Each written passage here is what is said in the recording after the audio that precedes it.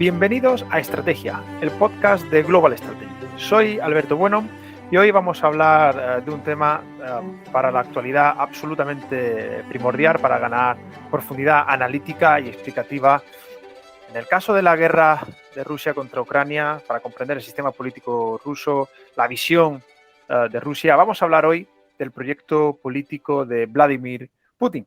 Y para eso contamos con Francisco Villegas, que es doctor por la Universidad de Granada, con una tesis, me permito decir aquí el título, Análisis crítico del discurso político de Vladimir Putin en el contexto del resurgimiento nacional ruso.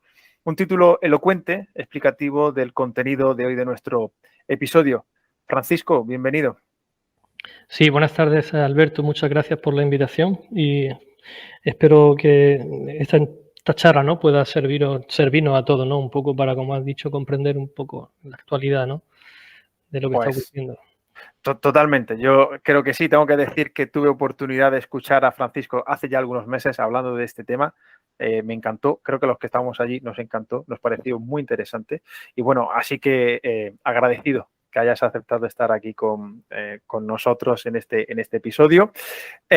Bueno, para quien quiera seguir a Francisco, también lo digo en su Twitter, @VillegasCara FM con mayúscula. Por supuesto, a mí ya, bueno, me conocéis, @AlbertoBueno_, para, bueno, mantener, ¿no?, y seguir la conversación por ahí.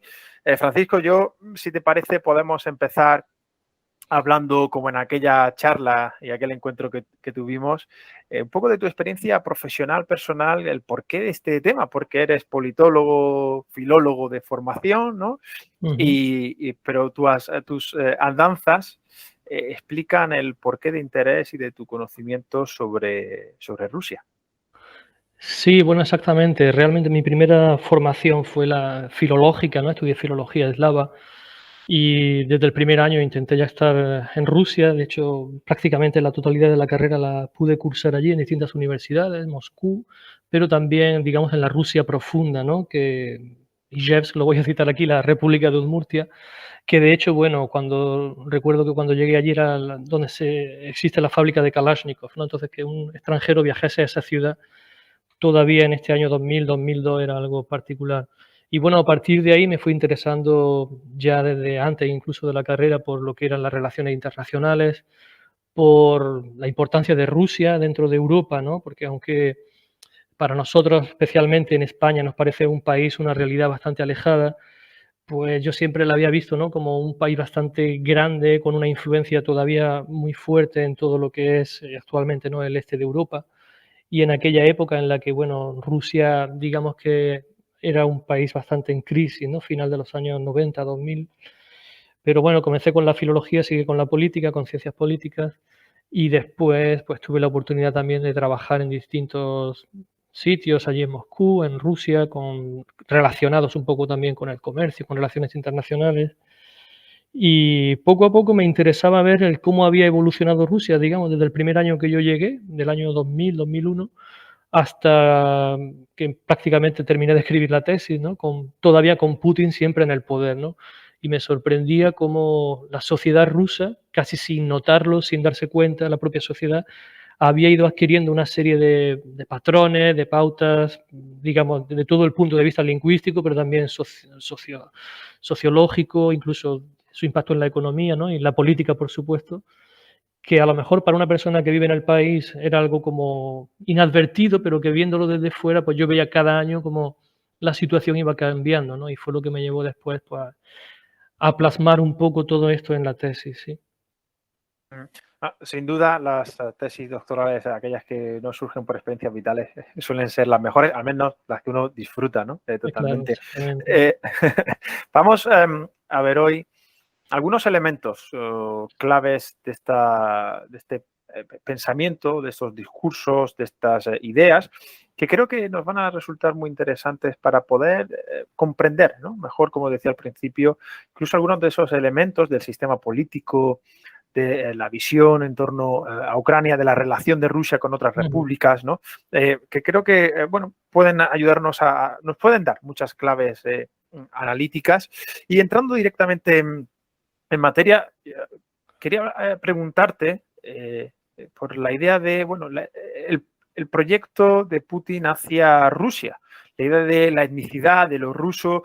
Vemos que, por ejemplo, ahora en la guerra, donde se producen las levas, ¿no? Los llamamientos al frente de otras etnias, ¿no? Ha sido objeto también de discusión aquí en Occidente, ¿no? Si se estaba aprovechando, ¿no? Pues para mantener fuera, ¿no? A determinadas poblaciones de grandes centros urbanos, ¿no? Como Moscú o San Petersburgo. Parece que eso también está cambiando, ¿no? En el momento que grabamos este podcast, y que los primeros llamados a filas, ¿no? Procedían de repúblicas del centro y el este de Rusia. Y creo que esta cuestión de lo étnico, de la nación, pueden ser buenos puntos por lo que empezar, y por ello te pregunto, ¿no?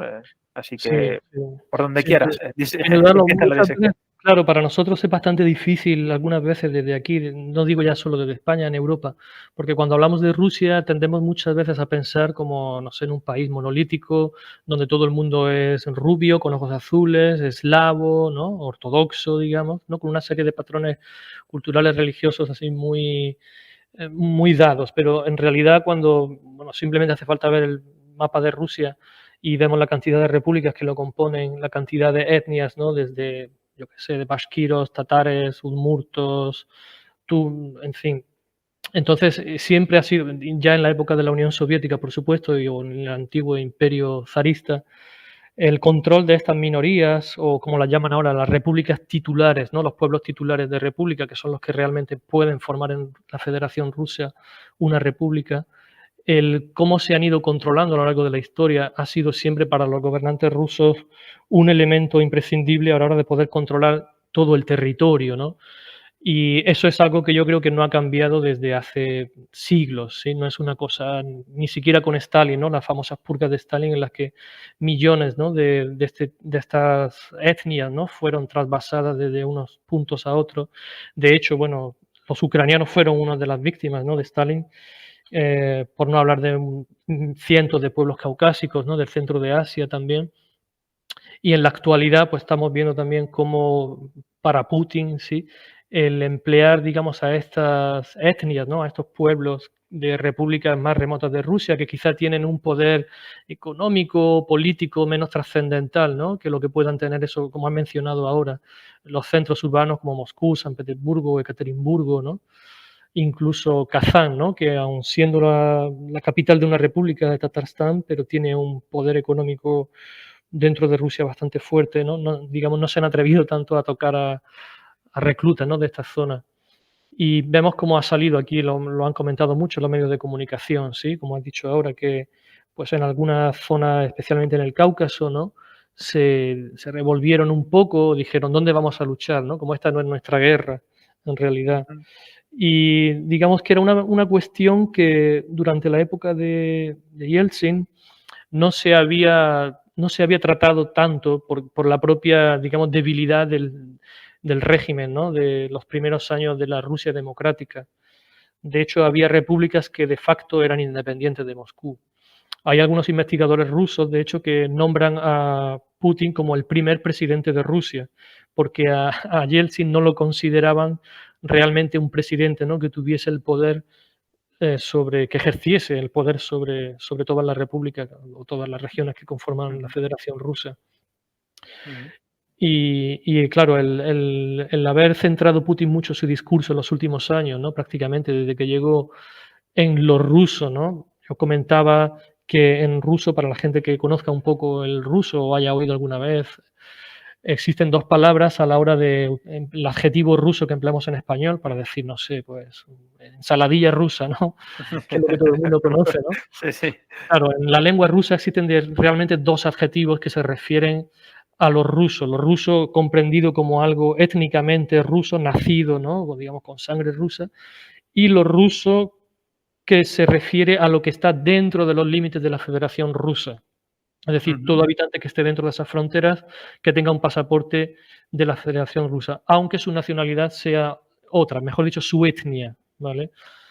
Y durante la época de Yeltsin esto se consiguió manejar bastante bien, porque Yeltsin utilizaba el adjetivo este segundo, ¿no? Rasisky, se dice en ruso, para, digamos, no herir sensibilidades, ¿no? También, por supuesto, por la debilidad que tenía en aquella época.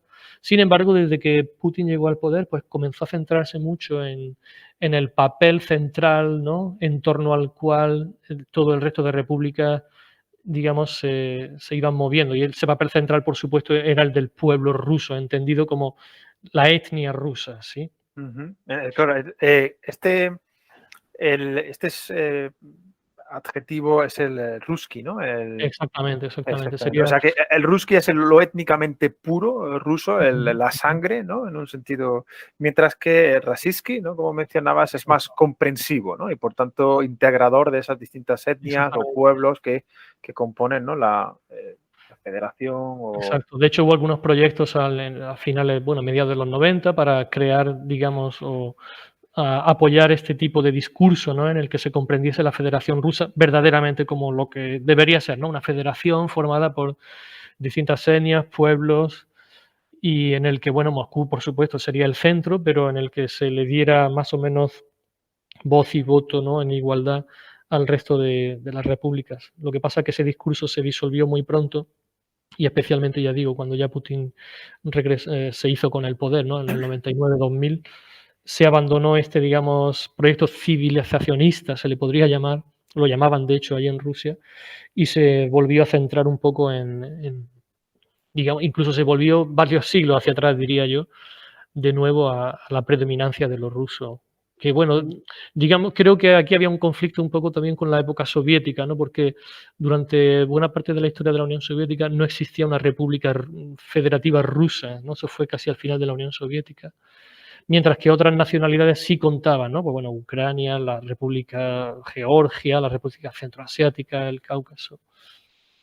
Y Mm. entonces, digamos, de esa falta de los rusos hemos pasado a un exceso, ¿no? Se podría decir actual de los rusos.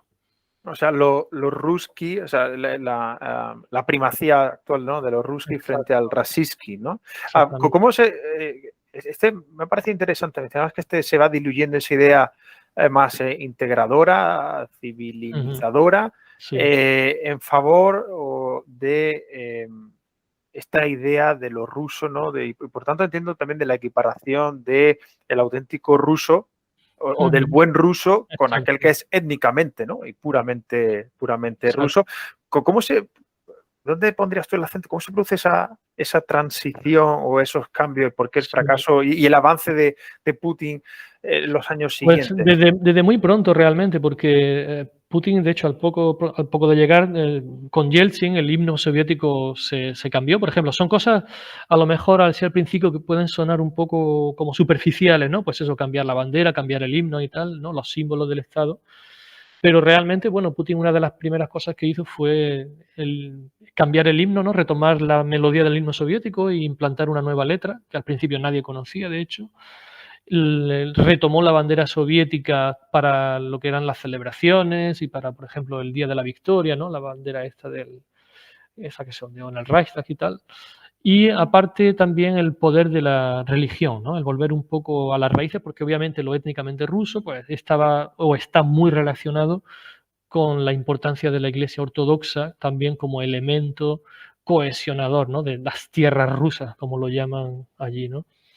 Y poco a poco, por ejemplo, hay incluso algo tan banal como puede ser una fiesta nacional, ¿no? El día de la Revolución de Octubre, que se celebraba anteriormente, el 7 de octubre, si no recuerdo mal, el 7 de noviembre se pasó por el 4 de noviembre, que de hecho se celebrará pues, ya dentro de poco, como el día de la unidad nacional, lo llaman ahora, y era también la lucha de los rusos, ¿no? De dos personajes famosos de la historia de Rusia contra la invasión polaca cuando se produjo el cambio de dinastía, ¿no? Con los Migueles, que lo llaman en la historia de Rusia, del zar Mijaíl.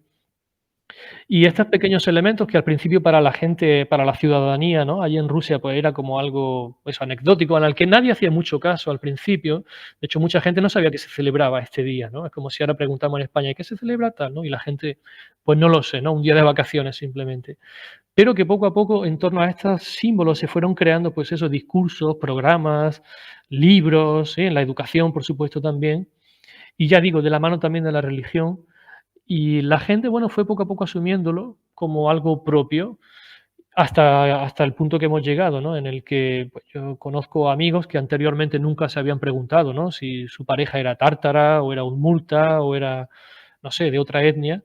Y ahora de nuevo se ha vuelto un poco, ¿no? A ese recelo de las minorías étnicas en algunas zonas, ¿vale? No voy a decir que esto sea algo generalizado, pero sí que se están levantando ciertas ampollas, ¿no? Por insistir tanto, ¿no? Y subrayar el ruski, ¿no? Sobre los demás partícipes, ¿no? De lo que es la Federación Rusa. Ujú. Había un concepto que me señalabas al principio y que quiero preguntarte por él, que entiendo que forma parte de esta concepción, que es el Ruski Mir, no sé si lo Ujú, digo ujú. bien. ¿Qué Exactamente. significa? Pero que sí lo he visto también en algunos sitios, ¿no? Y que Sí, sí, seguramente con estos meses de tanto, ¿no? Analizar y leer sobre claro, Rusia, claro. pues más de uno lo habrá visto. ¿Qué es esto del Ruski Mir? Pues precisamente este Ruski Mir surgió, de hecho existe una fundación que en Granada hasta hace poco estuvo funcionando, ¿no?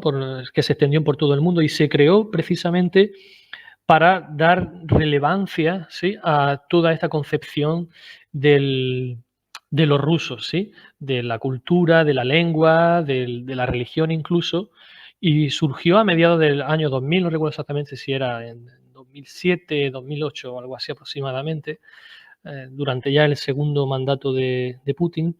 Y su, digamos, su misión era un poco, pues como en España, por ejemplo, tenemos el Instituto Cervantes, ¿no? Que se dedican a, yo estoy hablando de la fundación, ¿sí? A la expansión, ¿no? De las ideas y tal, pero al mismo tiempo esa concepción del Ruski Mir es algo mucho más antiguo, por supuesto, en la, digamos, filosofía rusa, en la que se intenta siempre, o se ha intentado, el poner el acento en el que el pueblo ruso pues, vivió una serie de vicisitudes y que gracias a la intersección de ello, incluso de la religión, ¿no? De Dios, pues ellos habían sido como el pueblo elegido, ¿no? Para vivir en ese territorio en el que se encuentra la Federación Rusa actualmente, alrededor de Moscú.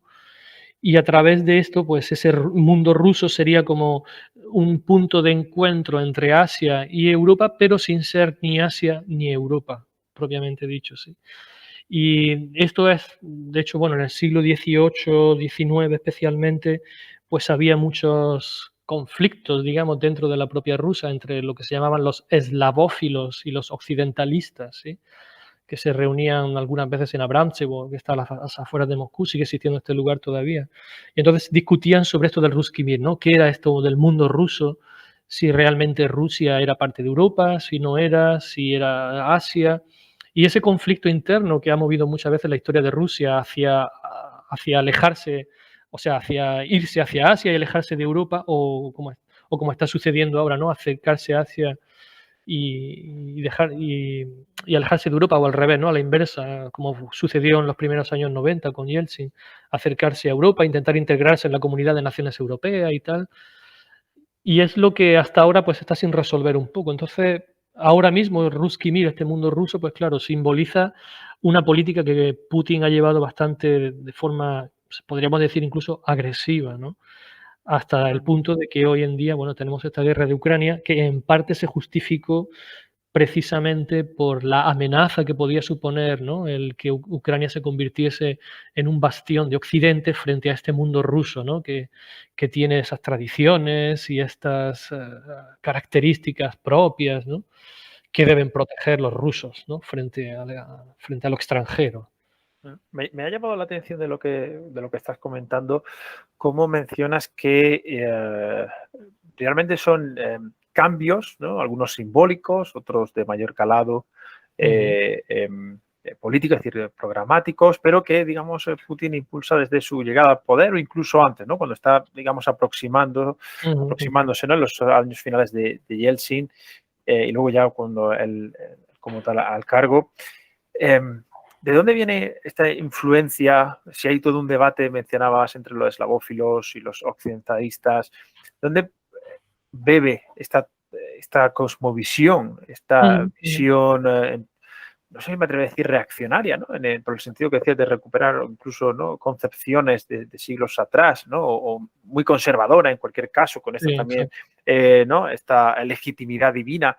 ¿Dónde está un poco esa influencia o es algo así lo que Putin exhorta, ¿no? Y proclama en sus discursos, algo de cosecha propia, por decirlo Sí, sí. coloquialmente? cómo ves esto? ¿Qué Claro, opinión te merece? mi opinión realmente siempre es difícil, ¿no? Cuando hablamos de la ideología de Putin o cuál es la ideología que está detrás de su política, ¿no? En la que se está basando, porque realmente, desde mi punto de vista, Putin siempre no sé, se ha caracterizado un poco por adaptarse bastante bien a la situación, ¿sí? De hecho, en los momentos en los que en Rusia se produjeron las únicas grandes protestas contra su régimen, digamos, en 2011, 2012, cuando su popularidad era muy baja, no sé, menos del 40-30%, fue un golpe de mano el que hizo y fue lo que le hizo quizás dirigirse más hacia esta cosmovisión más conservadora, ¿no? Y él se empezó a ver un poco como sucesor de Alejandro III o algo así, ¿no? Que fue un zar bastante conservador y que eliminó todas las reformas que se habían hecho anterior, ¿no? Con Alejandro II. Y realmente hay ciertos, sí, filósofos, algunas figuras de la filosofía rusa, incluso ya no tan de hace 2 siglos, sino del siglo pasado, que él suele citar mucho, o especialmente a partir después de 2012, 2013, en sus discursos o sus intervenciones públicas, como es el Ilyin, Vladimir Ilyin, que Ujú, fue, bueno, en realidad fue un filósofo, digamos, del apoyó al ejército blanco, ¿no? En contra de los bolcheviques durante la Revolución Rusa, que por supuesto se tuvo que exiliar posteriormente y murió en el exilio. Y Putin, junto a otros también, Pestel, por ejemplo, que fue otro filósofo anterior, que retoman esta idea, ¿no? De que Rusia es una entidad especial y única, ¿no? Con un destino, digamos, también único. Y se basa un poco en esos escritos en los que Rusia debe mantenerse un poco al margen y tiene que desarrollarse por sí misma. De hecho, él alude a la frase esta, ¿no? De Alejandro III, de que Rusia solo tiene un amigo, ¿no? Que es su flota y su armada, ¿no? Su ejército y su armada. Y claro, si ya parte con esa visión, pues todo lo que hay alrededor se le queda ya como sería su enemigo, digamos. Pero creo que no sé si lo hace más por convicción o simplemente por, digamos, por oportunismo político, sí, del momento. ujú. Porque también podemos ver que sus primeros años como presidente, pues hacía menciones, yo que sé, a Kant, por ejemplo, ¿no? Que es todo lo contrario, ¿no? La Ilustración y tal, o a la Casa Común Europea, ¿no? Este tipo de conceptos así un poco vagos y tal. Entonces, Ujú. claro, decir que Putin sea reaccionario en sí, pues creo que él tiene su propia ideología, es decir, esa ideología de adaptarse, pero obviamente con este tradicionalismo un poco exacerbado también, ¿no? Con el tema de los valores familiares y que, por supuesto, enraiza con estos filósofos, ¿no? Que hablan de la necesidad de Rusia como y su relación con la religión de mantenerse como algo único y aparte del resto de Europa. Mm. Me parece que no, estas ideas vienen a conformar, sí, una suerte de, o sea, conformar una nueva legitimidad del poder o de la propia, efectivamente, ¿no? Posición de Rusia en el mundo. Antes mencionabas la idea de nación, ¿no? No sé si, claro, si realmente esta palabra, Ujú. porque, claro, todos los elementos que está mencionando, sin digamos, si nos pusiéramos una venda en los ojos y no supiéramos de quién estamos hablando, podríamos pensar, bueno, vienen a conformar cierto elemento de nacionalismo, ¿no? Hablando de la Sí, etnia, de la legitimidad, la tradición, ¿no? Como fuente, ¿no? De la misma. Elementos que podríamos en efecto encontrar en una idea de nación o de una idea nacionalista, ¿no? De la misma. No sé si esta idea como tal, y ahora que se discutía mucho, lo mencionabas antes brevemente, ¿no? Desde la propia justificación rusa acerca de Ucrania y qué conformaba, ¿no? La nación o la Rusia y la nación y su mito fundacional, etcétera, etcétera. Sí, bueno, si esta idea de nación también está, o qué idea de nación está presente, sí, alguna en la visión de Putin en su proyecto político. claro, exactamente. Todo esto en realidad tiene mucho que ver con el nacionalismo, ¿sí? Y como comentas ahora, ¿no? La propia palabra nación en ruso, pues es una, por supuesto, una palabra extranjera, natia, porque en ruso existen, digamos, otros términos para referirse, ¿no? A un conjunto de población viviendo bajo unas mismas leyes, en un mismo territorio y tal. Y sin embargo, con el propio Putin, yo mismo, bueno, analicé un poco la evolución de esta palabra porque a mí, como persona que estuvo viviendo allá en Rusia, me resultaba bastante curioso el cómo esta palabra cada vez me la encontraba más en medios de comunicación, ¿no? Como pues, en periódicos, prensa escrita o en radio. Y siempre me resultaba como una palabra bastante agresiva en ruso, ¿no? Como muy ajena. Y de hecho, en los propios discursos de Putin poco a poco la fue incorporando y hoy con una simple búsqueda con un analítico, cualquier sistema analítico de estos de textos, podemos ver la evolución ascendente, casi exponencial, de esta palabra nación, ¿sí? Y todos los elementos que conlleva. De hecho, a partir de los años, la segunda década de los 2000, pues en Rusia comenzaron a aprobar los llamados proyectos nacionales, ¿no? Nationalny Projekty, como suena directamente, incorporando este adjetivo también, en lugar de llamarlos, no sé, como se había hecho durante la época soviética o incluso con Yeltsin, proyectos estatales, ¿no? O algo así, pero se Ujú, prefirió elegir este adjetivo proyectos nacionales, ¿no? Proyectos de nación. ujú, Y al mismo tiempo, pues claro, todo eso, ya digo, a la gente poco a poco se le va metiendo en la cabeza y junto con esa sensación de que somos un pueblo fuerte, unido de nuevo, ¿no? En torno a nuestra también, a la religión ortodoxa, pues claro, quieras o no, al final se va configurando, ¿no? Este tipo de símbolos también que comentaba también antes, se va configurando una mentalidad dentro de la gente en la que por supuesto van a sentirse orgullosos de esto. Además, al mismo tiempo, en las escuelas se crean museos, ¿no? Donde se revitaliza toda esta historia y como has comentado ahora, la propia invasión de Ucrania antes de que se produjese la invasión, digamos, ya por tierra, ¿no? El día 24, 23 de madrugada, fue unos días antes fue cuando Putin, ¿no? Hizo su primer discurso, pues diciendo, ¿no? Pues que Ucrania prácticamente no tenía derecho a existir, ¿no? O algo así. Y se basaba un poco en toda esta retórica nacionalista, ¿sí?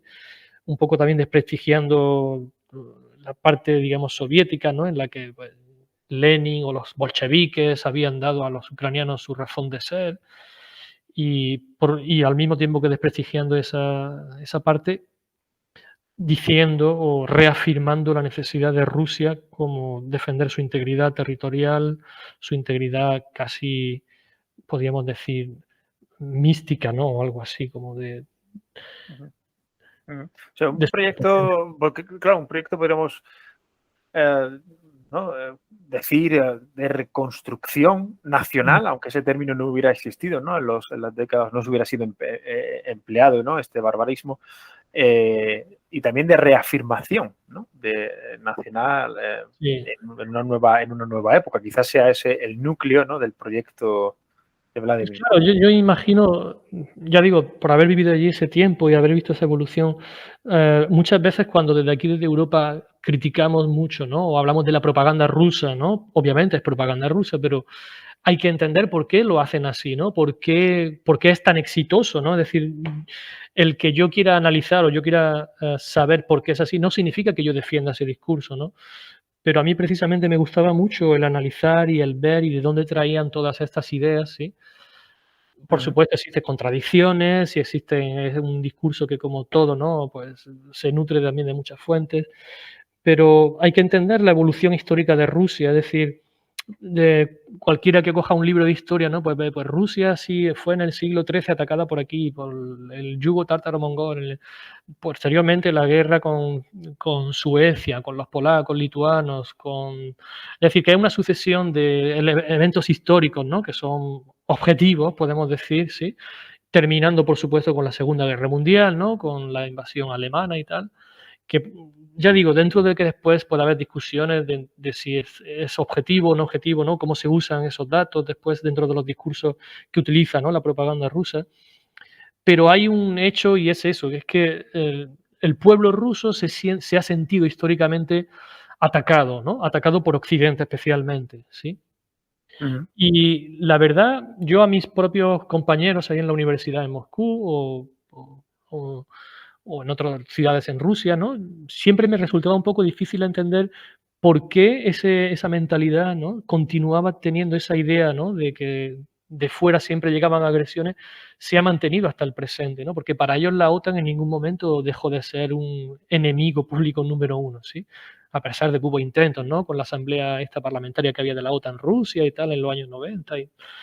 pero para el pueblo ruso sigue siendo algo muy presente. Entonces, yo creo que por eso digo, menciono que la ideología de Putin es muy oportunista en este sentido, porque él comprende perfectamente que en el imaginario de la población rusa eso está muy adentro, ¿sí? Y es muy fácil despertarlo, ¿no? Porque son igual que en otros nacionalismos, sí, que nosotros mismos lo vivimos en España. Es muy Mm. difícil luchar contra ese tipo de ideas, ¿sí? Sí, es quizás son elementos que están arraigados en la cultura política, ¿no? En la cultura Exactamente. política rusa, ¿no? Determinadas cuestiones, pues así, a la religión, al cómo se entiende, ¿no? La propia patria o la comunidad política en otro sentido. Pues fíjate, siguiendo por esta línea, ¿cómo influye o cómo permea estas ideas, sí, ciertamente quizás oportunistas, flexibles, ¿no? Suma de distintos ismos, ¿no? Ujú. En la idea de democracia, ¿no? En el sistema. Fíjate que, y bueno, eso seguro que lo sabes mejor que yo, se hablaba, ¿no? De esa idea de democracia soberana, ¿no? Que se acuñó, Ujú. o de democracia controlada. Claro, sí. ¿Cómo, dónde se ven estas muestras, ¿no? O se reflejan, ¿no? Estas distintas visiones en la democracia Claro, o ese en el propio liderazgo político, ¿no? En el ujú. ejercicio del poder, ¿no? De Putin. Exacto, claro. De hecho, ese fue uno de los primeros vectores, se puede decir, de la política de Putin al poco de llegar al poder, porque creo que de muy pronto, teniendo el ejemplo anterior que tuvo con Yeltsin, ¿no? De sus años de gobierno, ¿no? Las dificultades que atravesó, porque, bueno, Yeltsin prácticamente, pues, era una persona que estaba, digamos, manejada, se podría decir, ¿no? Por lo que llamamos aquí los oligarcas, ¿no? Kuczynski, Berezovsky, ¿no? Y aunque Putin llegó de la mano de todos ellos, ¿no? Que es un poco así paradójico, pero él entendió muy pronto que ese sistema de democracia no iba a funcionar en Rusia, ¿sí? Y creo que él asumió que él no iba a ser el responsable de dar esa oportunidad. Entendía muy bien que el pueblo ruso en ese momento, pues, estaba atravesando una crisis económica, una crisis de, digamos, incluso de personalidad, ¿no? Y fue precisamente por lo que explotó este sentido nacional. Y para el propio sistema democrático ruso, que era muy reciente, ¿no? Simplemente, pues, Putin llegó en final de 99, 2000, y la Rusia democrática tenía entonces, pues, 10 años, ¿no? Prácticamente, incluso menos. Digamos, no le dio juego, no le dio ni siquiera tiempo de poder desarrollarse. Así que lo que se pudo hacer, los partidos que existían ya entonces, los partidos políticos, el espectro estaba muy dividido entonces, ¿no? Era un poco como cuando España, ¿no? Pasamos de la dictadura a la democracia. Las primeras elecciones, no recuerdo, yo no estaba, ¿no? Pero por lo que estudiamos, ¿no? Pues había infinidad de partidos políticos, ¿no? Que se presentaban a derecha, izquierda, centro. La sopa de letras, ¿no? Que Exactamente. Entonces, claro, había un totum revolutum, ¿no? En el que la pobre población rusa muchas veces no sabía a quién estaban votando, de hecho, ¿sí? Pues Ujú. simplemente el que tenía más acceso al poder o el que se le permitía tener ese acceso, ¿no? A la publicidad o al poder, al final llegaba. Entonces, durante el primer mandato, bueno, digamos que se mantuvo una Duma más o menos plural, ¿sí? Pero posteriormente eso se fue eliminando hasta la situación actual en la que, bueno, prácticamente es un poco una pantomima de parlamento, ¿no? En la que todos los partidos apoyan todas las decisiones que toma el presidente. Y al mismo tiempo, al crearse este Estado, ¿no? Tan controlado, ¿no? Eso fue un consejero que tuvo Putin en aquella época que desarrolló esta idea, ¿no? De la democracia vertical de poder, democracia controlada o mandada, ¿no? Algo así, dirigida. Se entendió muy bien también por el pueblo ruso, en el que, bueno, no tenemos una democracia, digamos, real en la que nos representan, pero como a nosotros esto por el momento no nos afecta, pues dejemos que los políticos se ocupen de sus temas, ¿sí? Con el resultado que ahora vemos, ¿no? Esto nos dicen, ahora parece que sí la política está teniendo efectos en la población rusa, ¿sí? Pero Ujú. durante mucho tiempo los rusos eran perfectamente conscientes, ¿vale? De que no tenían una democracia real, ¿no? En el sentido que podemos tener aquí en Sí, Occidente. equiparable, claro. Ujú. Equiparable, exactamente. Estudiar Y el sistema político ruso, y lo señalas muy bien, ¿no? Permite ver también cómo en esa débil construcción por su juventud, también porque viene, no olvidemos, del sistema soviético, ¿no? mm, Bueno, tiene una serie de grandes agujeros claro, que, bueno, en una política también muy personalista, y Putin, o bueno, o Yeltsin anteriormente, pero Putin es muy buen reflejo de eso, pues son aprovechados para cooptar el poder, ¿no? Para también establecer una suerte de administración de Estado paralelo, ¿no? Directamente vinculado Exactamente. con el presidente y efectivamente, ¿no? Poco a poco.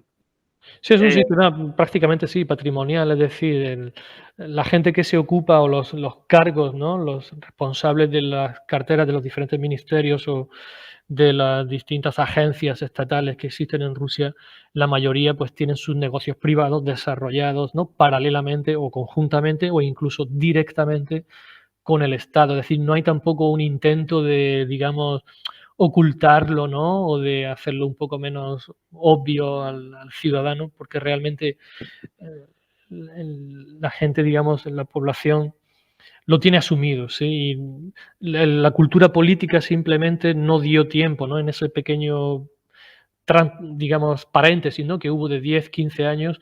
Incluso yo diría, ¿no? Que los últimos años de Gorbachev, primeros de Yeltsin, fueron más, digamos, democráticos, ¿no? Que la actualidad o Ujú, los últimos 15 de Putin.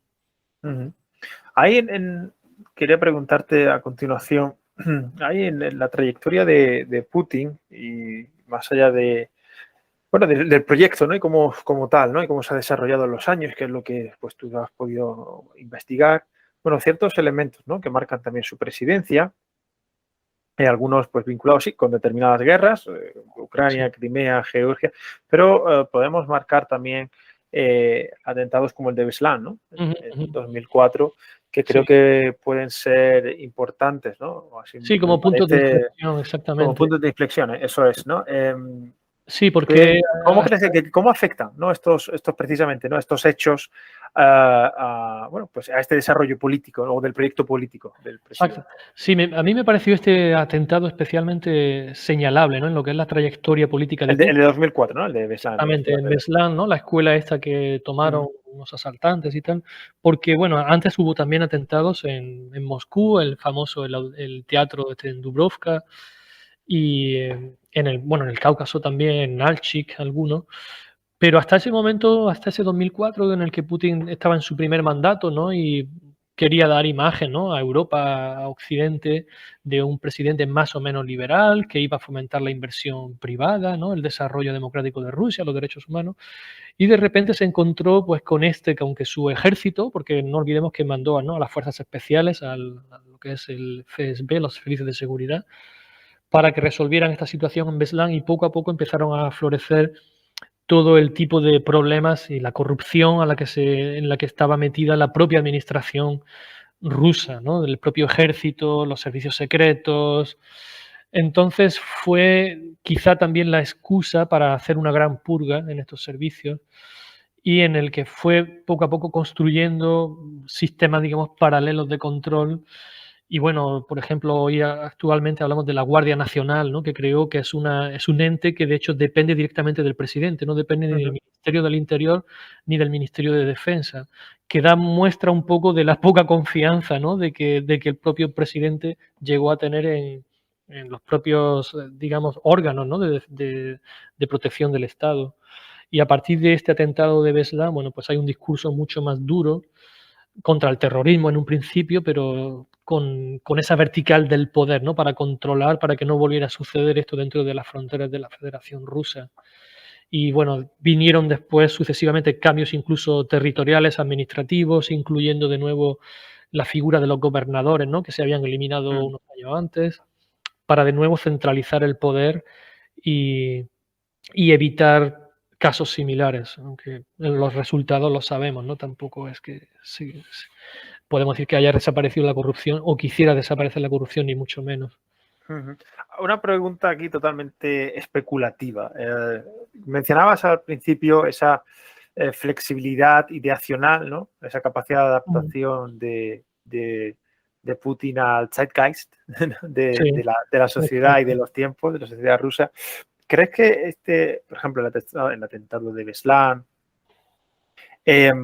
cambiaron realmente? Ya digo, aquí asumo que la pregunta es 100% especulativa o interpretativa, ¿no? Así que te das libertad, ¿no? Para ello. Pero, ¿crees que atentados como este, digamos, cambiaron la percepción de Putin acerca de lo que pudiera ser quizás su proyecto o algunos de los pilares de su proyecto original? ¿O ciertamente, digamos que esta era la faceta, ¿no? La aspiración de Putin, por decirlo en términos llanos, sé que estoy generalizando, y que, bueno, toda esa retórica que mencionabas de una democracia más liberal, de derechos humanos, pues bueno, era eso, retórica para un acercamiento en aquel momento hacia los aliados y que, bueno, simplemente pues estos acontecimientos pues precipitaron, ¿no? El que se descubriera la verdadera careta, por decirlo de alguna forma. ¿Cuál es tu opinión un poco? ¿Cómo Sí. lo ves? Es realmente una pregunta muy buena porque, como hemos dicho, ¿no? Como has comentado ahora, esa capacidad, ¿no? de adaptación al momento. Pienso realmente que esto sí fue, digamos, un momento para acelerar realmente sus objetivos, ¿sí? Porque teniendo en cuenta sus antecedentes, ¿no? Como eso se comenta siempre, ¿no? Que perteneció al KGB, en los servicios secretos, y creo que su experiencia personal, ¿no? Fue la que le dio esta impronta de querer tener todo bajo control, ¿no? Por eso digo que Beslan fue ese punto de inflexión, porque fue un momento de descontrol absoluto, ¿no? En el que murieron niños inocentes, ¿no? En el que, aunque ya digo, había atentados antes, pero creo que aquí fue como un golpe más duro, ¿sí? En el que estaban implicados los propios servicios de seguridad y tal, para él, ¿no? Como comandante en jefe, como presidente, ¿no? Que tendría... Perdona, y recuerdo la polémica incluso que decían si no la propia, como en el teatro, ¿no? Que si la propia actuación de los servicios no había incluso llevado a un resultado aún peor del que podría, ¿no? Exactamente. Por la inoperancia, por, en fin, Exacto. problemas. Sí, recordamos las imágenes, ¿no? De cuando echaron el gas, de las ambulancias allí que no daban. Exactamente. Entonces, creo que sí, puede ser que esto lo que hizo fue un poco acelerar, ¿no? Esa realmente esa vertiente autoritaria, quizás, que a lo mejor siempre estuvo, ¿no? Desde un principio. Ya digo, por esa propia experiencia personal que él tuvo durante su tiempo en Alemania, ¿no? Yo siempre me he imaginado un poco a Putin, ¿no? Viendo desde la ventana, ¿no? De su apartamento allí en Dresde, el cómo la gente se levantaba, ¿no? Contra la República Democrática Alemana, contra los líderes de la época, ¿no? Y reclamaban libertad y caía el muro, en fin, todos los acontecimientos que sucedieron. Y yo creo que esa imagen se le tuvo que quedar a él como muy marcada, ¿no? El ver que el pueblo llano, ¿no? El pueblo sin armas incluso, pudo acabar con un Estado, ¿sí? Y creo que es algo una de las cosas de las que más pavor le ha tenido que crear a la hora de tomar decisiones siempre, ¿no? Lo que le ha llevado a siempre mantener ese control, ¿no? Que hemos visto aquí incluso, ¿no? En los medios de comunicación, ¿no? Que en Moscú hay 1000 personas que se manifiestan y hay 5000 policías, ¿no? De estos de máxima seguridad. Es un poco irracional, ¿no? Esa irracionalidad, esa sobreactuación, ¿sí? A la hora de reprimir cualquier intento de expresión, de libertad, ¿no? De protesta. Y quizás lo de Beslan fue un acelerador, ¿no? Del proceso que poco a poco fue construyendo, ¿no? Hasta la situación que tenemos en la actualidad. Camino de 20 años ya casi de Ujú, aquellos ujú. acontecimientos. Sí. Mencionabas una palabra que me parece sugerente, que es el de la corrupción, ¿no? Ujú. Viendo estos años estos meses de guerra en Ucrania, algunas de las explicaciones bueno, que se han propuesto, ¿no? Para, bueno, pues para analizar el mal curso de la guerra, total o parcialmente, ¿no? El mal desempeño de las tropas rusas. Hay multiplicidad de causas, lógicamente, pero una de ellas se mencionaba la corrupción, ¿no? La corrupción existente en las Fuerzas Armadas rusas, ¿no? Mm. Pues en los oficiales o Sí, la en la cadena de tropa, en mando. la cadena de mando, eso es. Y entonces, bueno, preguntarte por ello, por la corrupción en torno al sistema político, cómo se gestiona o no se gestiona la corrupción desde la instancia de poder. En Bueno, sí. definitiva, ya que lo mencionabas expresamente, ¿cómo podemos entender este concepto como un elemento que nos permita entender la situación actual, ¿no? Claro, se gestiona en tanto que no sea útil para el gobernante, digamos, que esté en ese momento ocupando ya sea el puesto de gobernador o de alcalde o de presidente de una república. No sé si me explico, ¿no? Como la corrupción se sabe que Sí, existe, sí. ¿vale? Y es tolerada ya en tanto en que no afecte, ¿no? A superiores o al devenir, digamos, normal de las decisiones políticas que se vayan tomando. Claro, en el tema de la guerra esto es bastante complicado porque cuando las cosas no salen hay que buscar responsables, pero como nunca ha habido responsables, es decir, nunca nadie ha asumido la responsabilidad previamente, ¿no? Por las cosas que sucedían, ahora se está viendo las consecuencias, ¿no? En algo tan impactante, tan gráfico y tan empírico, ¿no? Como es el conflicto en la guerra en Ucrania. Entonces, digamos, se han destapado, como podemos decir, las vergüenzas, ¿no? Del ejército ruso, de esa cadena de mando ineficiente, de decisiones erróneas, ¿no? De enviar al frente, ¿no? A personas que no están formadas, que no tienen material, ¿sí? Porque es un poco, lo comparo con un poco la situación con Stalin, ¿no? Ya no solo en la Segunda Guerra Mundial, sino incluso antes, ¿no? En la época de las purgas, cuando simplemente el objetivo era el conseguir cupos, ¿no? El enviarle siempre a Stalin, ¿no? Pues hemos conseguido tanto, ¿no? Porcentajes. Y no importaba cómo se consiguiese, ¿no? A lo mejor al final se inflaban esas cifras o era a costa de que se exterminase poblaciones, ¿no? Por el tema del hambre. De hecho, los ucranianos en este sentido ya tuvieron experiencia. Y esa irracionalidad, ¿no? Esa corrupción que está tan asentada dentro del sistema, pues al final fue lo que, bueno, la propia Unión Soviética se la llevó por delante, ¿no? Uno de los factores, quiero decir, esa corrupción tan asentada, tan aceptada y esa falta de responsabilidad. Entendida también desde su líder supremo, es decir, desde el propio presidente. Digamos, una de las bazas que tiene Putin es precisamente que él sabe que no tiene que responder ante nadie. Un presidente en una democracia parlamentaria occidental, ¿no? Pues sabe que sus decisiones tienen un efecto directo en sus votantes, ¿sí?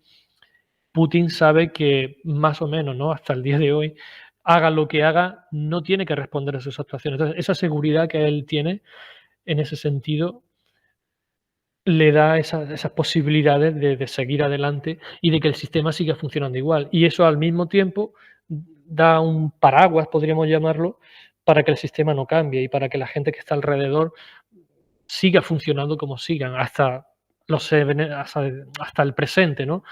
Lo que estamos viendo, lo que está sucediendo con la guerra, con el desastre militar que están teniendo el teóricamente segundo mejor ejército del mundo. Ujú.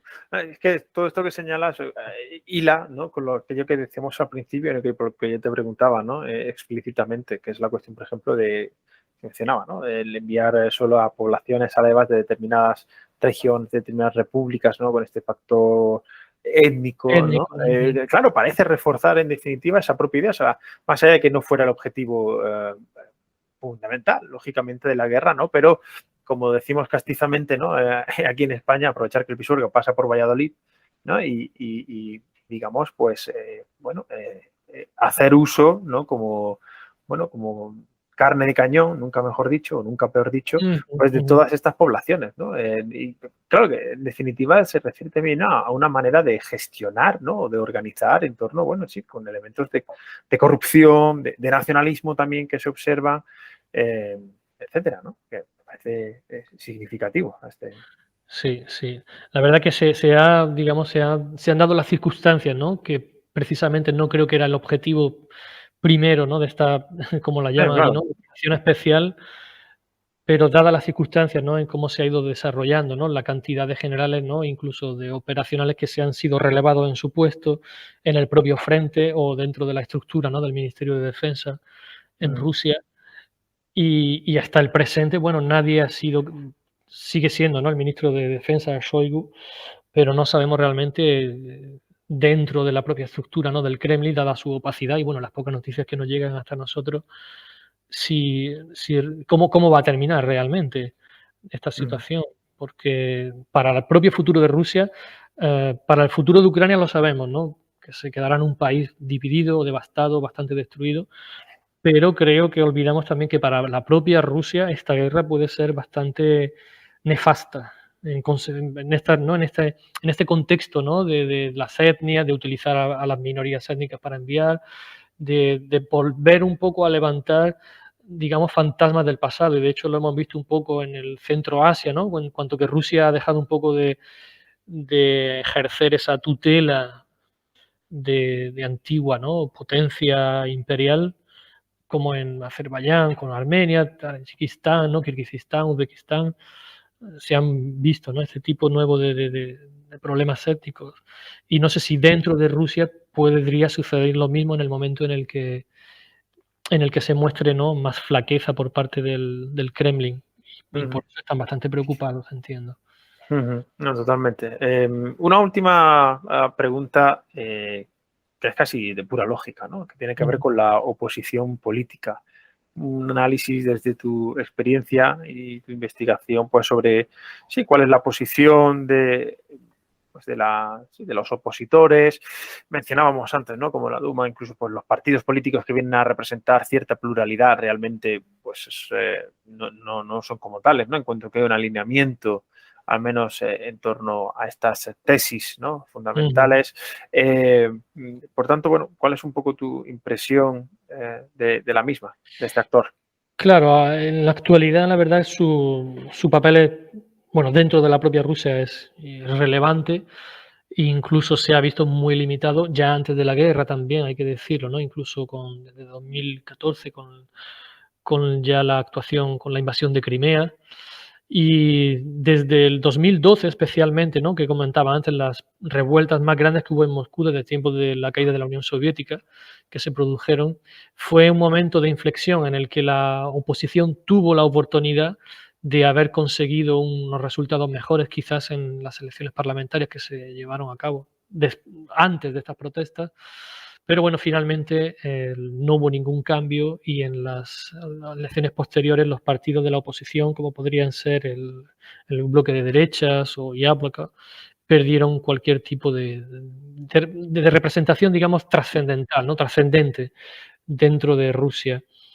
Y los partidos que se pueden considerar, bueno, que hoy forman la Duma, ¿no? Como puede ser el partido este del ya fallecido Zhirinovsky, el Partido Liberal Democrático, o el Partido Comunista, Rusia Justa, pues son meramente actores, ¿no? Que están al servicio del Kremlin y hoy especialmente más. La oposición ha quedado en un punto muy relegado, suelen ser ahora mismo, pues, intelectuales, algunos actores o figuras más o menos conocidas de Rusia, que se han transformado, se han convertido en portadores de la oposición política que no existe. No sé si me explico. Porque ejercer ahora mismo, claro, la oposición política en Rusia significa ser enemigo del pueblo, ¿no? De hecho, esta figura de enemigo del pueblo, el propio Putin fue el que lo introdujo también, bueno, con Putin, ¿no? En el Parlamento, también hace unos pocos años, que era algo que se había utilizado, ¿no? En la época soviética, ¿no? Y se retomó de nuevo para aquellas personas o entidades que tenían relaciones con Occidente. Y la poca que continúa, ¿no? Digamos, dentro de Rusia o incluso en Europa, un factor común que yo diría que tienen, que algunas veces nos olvidamos, es también que yo lo he visto, el reclamar, ¿no? El intentar, el mantener lazos con Rusia.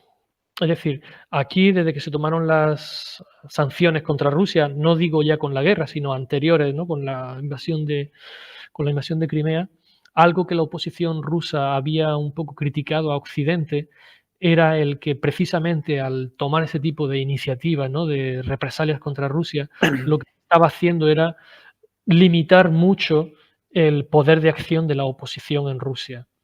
Porque yo he conocido gente, ¿no? Políticos también en Rusia que me comentaban, dice, claro, es que yo cómo le voy a decir a mis electores, ¿no? Que nosotros tenemos que tender, ¿no? Tenemos que evolucionar hacia una democracia occidental o abrirnos al mundo, si el mundo nos está, digamos, limitando, ¿no? Nuestros derechos o está tomando represalias contra nosotros. Y por esa situación creo que va a ser muy difícil reconstruir una oposición, digamos, más aperturista o democrática en Rusia en los próximos años. Porque si surge una oposición, será una oposición, pero a lo que hay ahora mismo, y quizás sea, pero por la derecha. Sí, es decir, quiero decir, por la derecha en el sentido más reaccionaria, ¿sí? Al, a lo que existe en la actualidad en Rusia. Sí, una oposición más dura aún, ¿no? Que estas cuestiones que señalabas ciertamente están en el debate político totalmente, ¿no? Cuando se habla de incluso, ¿no? Los más aventurados de un cambio de régimen y estas cuestiones, ¿no? Aparece, bueno, pero ¿y quién es realmente la oposición ahí? ¿Quién vendrá detrás? Creo que aportas unas claves muy interesantes. Sí. O hablando de sanciones, recuerdo hace unas semanas ya un par de meses cuando se hablaba pues de la prohibición, ¿no? de las visas, ¿no? Ujú, ujú. para el Para ciudadanos turista, rusos, sí. eso es, para ciudadanos rusos. Y bueno, y como de algunas voces pues en Europa criticaban que quizás esa medida pues podría, en fin, dificultar justo lo que señalan, ¿no? La labor de la oposición o de ciudadanos rusos que quisieran abandonar el país, con lo que ellos podría suponer, ¿no? También de debilitamiento o de denuncia del mismo, pues que fuera, ¿no? O sea, que son totalmente cuestiones de polémica, ¿no? Y de debate estos meses, ¿no? Claro, En abierta. la verdad que sí, es bastante complicado en el contexto actual, ¿no? En el que se toman decisiones a veces, digamos, más seguidas por el impacto de las imágenes, ¿no? Que por un análisis un poco más profundo, ¿no? De la situación. Yo entiendo que es difícil, ¿no? Y bueno, los países bálticos, por ejemplo, ¿no? Polonia y tal, ¿no? Que querían directamente, ¿no? O Finlandia, ¿no? Que cerró su frontera ya definitivamente, su frontera terrestre, pues es difícil, ¿no? En un contexto de guerra en el que está muriendo gente, pero algunas veces creo que, no sé, a lo mejor hay que ser un poco más pragmático, ya digo, dentro de la dificultad que comporta enfrentarte a un enemigo, ¿no? Que ahora mismo está atacando a un país mucho más pequeño, Mm. pero no sé hasta qué punto el conflicto actual, ¿no? Si sigue en las líneas en las que está siguiendo. Hace poco estaba leyendo que se están alcanzando ya objetivos dentro de Rusia, ¿no? En Bielgorod, cerca de la frontera con Ucrania. Cómo todo esto puede desencadenar, ¿no? Dentro de la propia Rusia, ya digo, no solamente, por supuesto, con Ucrania, sino dentro de Rusia y de su población. Totalmente de acuerdo contigo en estos comentarios finales. Creo que el episodio de hoy va a analizar, ¿no? Algunos de estos elementos profundos, ¿no? Del sistema político ruso, del proyecto político de Vladimir Putin y efectivamente algunos de los impactos, potenciales consecuencias que el conflicto tenga, no ya desde el punto de vista internacional, por supuesto las relaciones de Rusia con Ucrania o de Rusia con Occidente, etcétera, sino para el propio régimen, para el propio Vladimir Putin. Creo, Francisco, que la verdad ha sido, bueno, pues unas pinceladas siquiera por el tiempo, pero muy interesantes, la verdad, y que aportan pues, sí, profundidad, la mirada larga, que es lo que buscamos con este podcast, ¿no? Sí, pues muchas gracias si he podido contribuir, ¿no? Dentro de mis conocimientos, sí, de haber estado viviendo allí y dentro del, ya digo, del difícil, ¿no? Análisis que se puede hacer en estos momentos, ¿no? Por todas las imágenes, toda la información que llega, ¿no? De un frente, de otro frente, pues bueno, servir un poco a una reflexión, como has dicho, ¿no? Hacia adelante y con una visión más amplia. Pues totalmente, solo me permito recordar aquí que este episodio lógicamente complementa, ¿no? Otros que hemos ido haciendo en estos meses, ya desde hace más de un año, sobre pues el pensamiento y la geoestrategia de Rusia con el Pardo de Santayana o el análisis militar, algunas lecciones militares con José Luis Calvo o Rusia y los conflictos congelados, ¿no? En ese espacio postsoviético con Ruth Ferrero, así como otros episodios con Guillermo Pulido, por ejemplo, que bueno, pueden completar, ¿no? El tener una visión muy completa de todo este conflicto o más allá del mismo. Así que animo a quienes nos escucháis, bueno, pues a revisitar o a escuchar por primera vez estos episodios, que por supuesto likes y me gustas y comentarios en nuestras plataformas, pues más que bienvenido. Y a ti, Francisco, de nuevo, pues gracias, un placer. Venga, muchísimas gracias a ti, Alberto, y bueno, a todos los oyentes, escuchantes del podcast.